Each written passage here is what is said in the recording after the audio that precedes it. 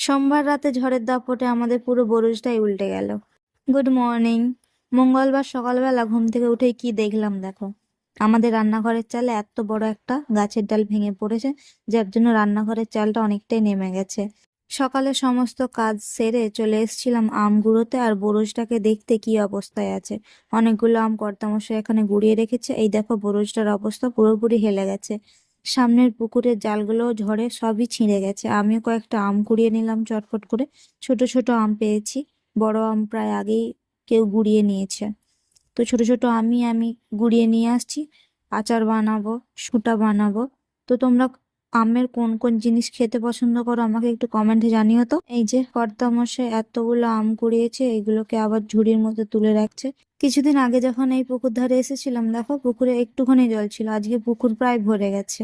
ঝড়ের রাতে তোমরা কতগুলো আম কুড়িয়েছো আমাকে একটু পিক দিও তো কমেন্টে। চলো দেখা হচ্ছে নতুন ভিডিওতে, ভালো থেকো সবাই, টাটা।